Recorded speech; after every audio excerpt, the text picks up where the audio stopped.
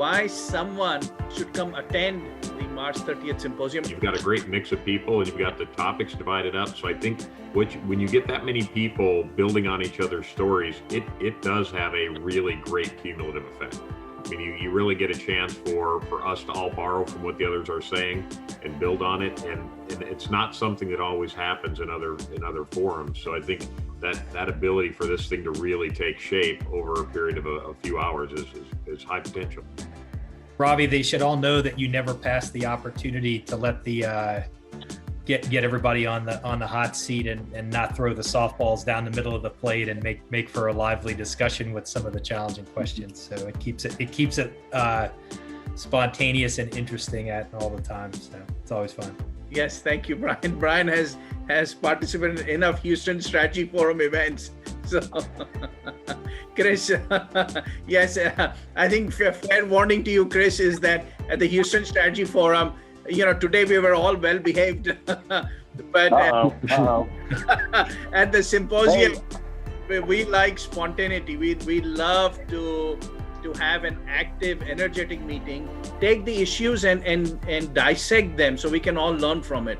Some of my folks are keen to come, and it's my kind of mid-level management.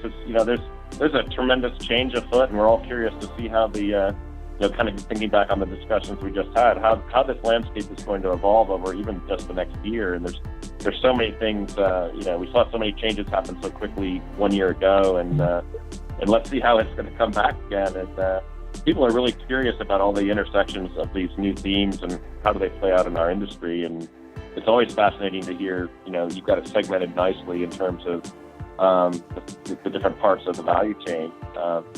The outlook of the people that spend ultimately, and then the people that have to have the solutions to make those customers' opportunities happen for them. So I think it'll just be an interesting discussion for people to listen to. Yes. Thank you, Chris. So the way I see this, it's absolutely impossible to predict the future, but I think having those diversity in thoughts and the multiple perspectives would help anybody who's attending to cope with the uncertainty better, because we will get to hear multiple angles, and then a story can be weaved out of that, which will be probably more right than wrong. That's how I see it. Very good.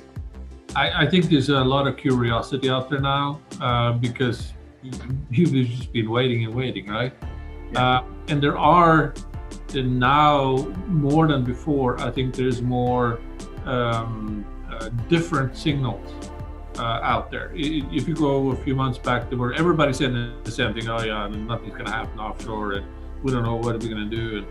And now we have a few saying something different, and that's interesting. I wouldn't declare a trend out of that, but the fact that some operators and analysts as well are indicating that there's something here.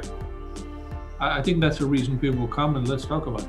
I think it's going to be great, Ravi. It always is. So I'm looking forward to it.